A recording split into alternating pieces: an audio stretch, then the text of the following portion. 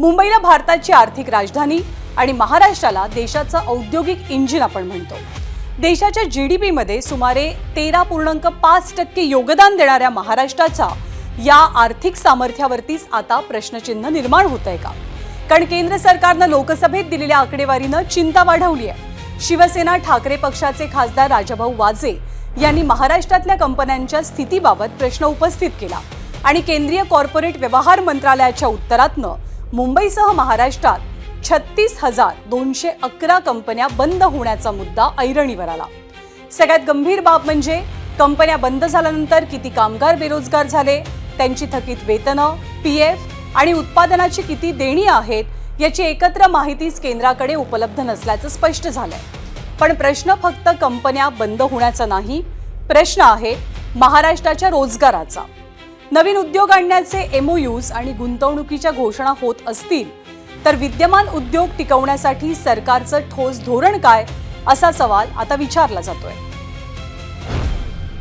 काही कंपन्या बंद पडल्या, काही लेबर प्रॉब्लेममुळे बंद पडल्या, काही त्या नादार झाल्यामुळे बंद पडलेल्या आहेत। असे वेगवेगळे कारणं आहेत। 36,000 कंपन्या 5 वर्षात बंद पडल्या आणि किती कामगारांच्या उपजीविकेवर प्रश्न निर्माण झाला आहे तर त्याची आकडेवारी कुणाकडेही नाही। तर केंद्र सरकारनं जाहीर केलेल्या आकडेवारीनुसार सर्वाधिक कंपन्या मुंबईत बंद झाल्यात आणि त्याखालोखाल महाराष्ट्रातल्या अनेक शहरांमध्ये उद्योगधंदे बंद होण्याची आकडेवारी धक्कादायक आहे। ही आकडेवारी आपण पाहूया। कोणत्या शहरात किती कंपन्या बंद? मुंबईतला आकडा आहे 12,000 इतका। पुण्यामध्ये 6,433 कंपन्यांना टाळं लागलं। ठाणे शहरामध्ये 4,704 कंपन्या बंद झाल्या।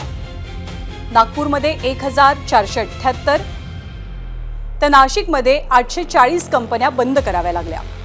रायगडमध्ये हाच आकडा 822 इतका आहे। छत्रपती संभाजीनगरमध्ये 654 कंपन्या बंद झाल्या तर कोल्हापुरात 429 कंपन्या। गेली 5 वर्षातली ही आकडेवारी आहे। अहिल्यानगरचा आकडा आहे 308 इतका। तर सोलापुरात 262 कंपन्यांना टाळं लागलं आणि या कंपन्या बंद पडल्यामुळे क्षेत्रनिहाय आकडेवारीनुसार कोणत्या क्षेत्राला सर्वाधिक फटका बसला ते सुद्धा आपण बघणार आहोत। बिझनेस सर्व्हिसेस 14,613, मॅन्युफॅक्चरिंग आणि मायनिंग 6,582 कंपन्या, व्यापार क्षेत्राशी निगडीत 4,196 कंपन्यांना टाळं लागलं तर कम्युनिटी आणि सोशल सर्व्हिसेस या अंतर्गत 3,361 कंपन्या बंद झाल्या। बांधकाम क्षेत्रातल्या 2,356 कंपन्यांना टाळं ठोकावं लागलं। वाहतूक आणि साठवणूक करणाऱ्या 1,336 कंपन्या बंद झाल्याची आकडेवारी समोर आली। कृषी आणि संलग्न क्षेत्रातल्या 1,178 कंपन्या, रिअल इस्टेटमधल्या 1,149 कंपन्या, तर गेल्या 5 वर्षात जवळपास 36,000 कंपन्या बंद पडल्या आहेत। तर उद्योग हे कोणत्याही राज्यात यायला हवेच, पण त्याआधी असलेले उद्योगही टिकायला हवे। कारण कारखान्याला लागलेलं एक कुलूप थेट एका कुटुंबाच्या चुलीवरती परिणाम करतात। दरम्यान महाराष्ट्रातले उद्योगधंदे बंद झाल्यावरनं आदित्य ठाकरेंनी चाकण, हिंजवडी, पिंपरी चिंचवड आणि नाशिक सारख्या औद्योगिक पट्ट्यातील पायाभूत सुविधांच्या प्रश्नांवरती सरकारला घेतलंय।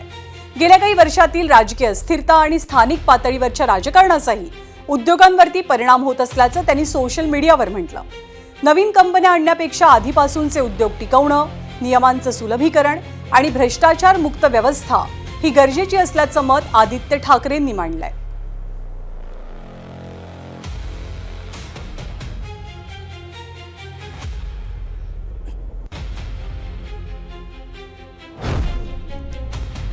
तर आपल्या महाराष्ट्राला देशाची औद्योगिक राजधानी म्हटलं जातं, पण याच महाराष्ट्रात उद्योग टिकवण्याचा प्रश्न निर्माण झालाय। एका बाजूला परदेश दौरे, मोठमोठ्या गुंतवणुकीचे एमओयूज तर दुसऱ्या बाजूला MIDC मध्ये रस्ते, वाहतूक, पाणी, वीज आणि परवान्यांच्या अडचणींच्या तक्रारी। पण प्रश्न फक्त उद्योगांचाच आहे का? तर नाही। प्रश्न आहे महाराष्ट्राच्या लाखो तरुणाईच्या रोजगाराचा आणि त्याच्यावरती विसंबून असलेल्या त्यांच्या कुटुंबियांचा। सरकारचं उद्योग धोरण खरंच रोजगार निर्माण करतंय का, की गुंतवणुकीच्या घोषणांमध्येच रोजगार अडकून पडतोय? पाहूया याचा आढावा घेणारा हा विशेष रिपोर्ट। महाराष्ट्रात लाखो कोटींच्या गुंतवणुकीची घोषणा.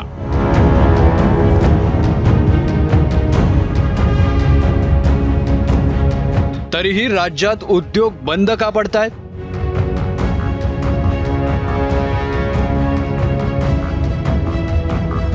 एकीकडे नवे प्रकल्प, नवे एमओयू,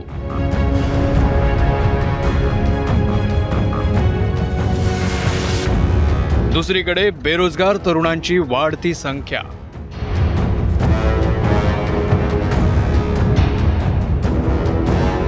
हा विरोधाभास आहे महाराष्ट्राच्या औद्योगिक धोरणाचा. महाराष्ट्र सरकारच्या 2025च्या उद्योग धोरणात 2030 पर्यंत तब्बल 40 लाख कोटी गुंतवणूक आणि 50 लाख रोजगार निर्मितीचं लक्ष ठेवण्यात आलंय. सरकारच्या म्हणण्यानुसार गुंतवणूक आणण्यासाठी सवलती, पायाभूत सुविधा, उद्योगांसाठी सुलभ परवानगी प्रक्रियेवर भर दिला जातोय. पण कागदावरील धोरणं आणि प्रत्यक्षातली स्थिती यात जमीन आसमानाचा फरक नजरेस पडतोय. ज्या MIDCचा महाराष्ट्र राज्याला अभिमान आहे, त्या MIDCलाच सध्या ग्रहण लागलंय. याचंच ताजं उदाहरण म्हणजे चाकण MIDC. दुरवस्थेमुळे 20 लघुउद्योग स्थलांतर करण्याच्या तयारीत आहेत. त्यामुळे 2000 कोटींची उलाढाल आणि हजारो रोजगार धोक्यात आले. MIDC मध्ये जमीन मिळते का? रस्ते आहेत का? वाहतूक सुरळीत आहे का? वीज पाणी नियमित आहे का? परवानग्या वेळेत मिळत आहेत का? आणि सर्वात महत्त्वाचं, या उद्योगांमध्ये स्थानिक तरुणांना रोजगाराची हमी आहे का? सिमलेस आम्हाला त्या ठिकाणी कनेक्टिव्हिटी मिळावी. उद्योजक म्हणून, सामान्य नागरिक म्हणून आम्हाला एवढंच अपेक्षित आहे, पण ते दुर्दैवाने होताना दिसत नाही. MIDC म्हणते की हे बघा आम्ही इथपर्यंतचे रस्ते केले, पुढचं ते येण्याचे आहे कडे. ह्या सगळ्याचा परिणाम आमच्या उत्पादनावर होतोय, आमच्या कार्यक्षमतेवर होतोय. 3 वेळेस चीफ मिनिस्टर सरांना आणि बाकीच्या सगळ्याच लोकांना ईमेल्स पाठवून त्याची काहीच कृती झाली नाही. त्यामुळे आम्हाला सगळ्यांना, कारण आम्हाला कोणी वाली नाही असं वाटलं. म्हणजेच नवीन उद्योग आणण्यापेक्षा आलेले उद्योग टिकवणं ही सुद्धा सरकारची जबाबदारी आहे. आणि इथेच सरकारच्या उद्योग धोरणाची राजकीय परीक्षा सुरू होते. सरकारने ठरवलं पाहिजे कशा पद्धतीच्या कंपन्या आपल्या राज्यात आणल्या पाहिजे आणि आहे त्या कशा टिकवल्या पाहिजे. जर टिकवता येत नसेल तर या सरकारला सत्ता राहण्याचा कुठेही अधिकार नाही. परदेशात जाऊन मोठमोठे MOU होतात, पण त्या MOUचं रूपांतर कारखान्यात होतं का? कारखाना सुरू झाला तर किती रोजगार निर्माण होतोय आणि त्या रोजगारात महाराष्ट्राच्या तरुणांचा वाटा किती आहे? कारण गुंतवणुकीची घोषणा ही बातमी असते, पण रोजगार निर्माण होणं ही जनतेच्या आयुष्यातली त्यापेक्षाही मोठी घडामोड असते. चाकणचा प्रश्न अतिशय जेन्युइन आहे. त्या संदर्भात एक बैठक झालेली आहे. हा पावसाळा संपल्यानंतर तिथलं सगळं इन्फ्रास्ट्रक्चर जे आहे हे अपग्रेड करण्याचं काम आम्ही करू. नगर विकास विभाग आणि MIDC उद्योग विभाग या दोघांनाही टार्गेट दिलं आहे. पहिल्यांदा पुण्याच्या जवळच्या ज्या चांगल्या आमच्या MIDCs आहेत यांना इंडस्ट्रीयल टाउनशिपमध्ये परिवर्तित केलं की मग तिथेच पैसा उभा होईल आणि त्या ठिकाणी इन्फ्रास्ट्रक्चरचं जे काही देखरेख आहे ती करता येईल. आज तरी देशामध्ये सगळ्यात चांगली पॉलिसी आपली आहे, पण त्यातही काही बदल त्यांना अपेक्षित आहेत. ते बदल करण्याची तयारी आपण दाखवलेली आहे. सरकारच्या म्हणण्यानुसार MOU प्रत्यक्ष गुंतवणुकीत आणण्यासाठी प्रक्रिया सुरू आहे.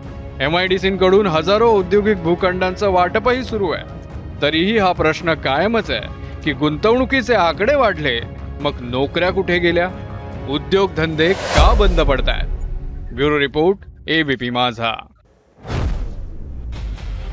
तर राज्यातल्या हजारो कंपन्या बंद पडू लागल्यानं उद्योग महाराष्ट्रात येण्यासाठी सुविधा, जमीन आणि परवानग्या वेगानं देण्याची जबाबदारी कुणाची, हा प्रश्न सरकारलाच विचारला जाऊ लागलाय. महाराष्ट्राच्या तरुणाला आता फक्त MOUचे आकडे नको आहेत, त्यांना हवंय नोकरीचं नियुक्तीपत्र. उद्योजकाला फक्त आश्वासनं नको आहेत, तर त्यांना हवाय रस्ता, वीज, पाणी आणि वेळेतल्या परवानग्या.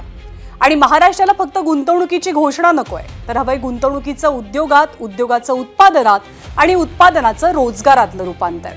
महाराष्ट्रात किती कोटींचे MOU झाले यापेक्षा त्यातून किती तरुणांच्या हाताला काम मिळालं ही बाब जास्त महत्त्वाची आहे.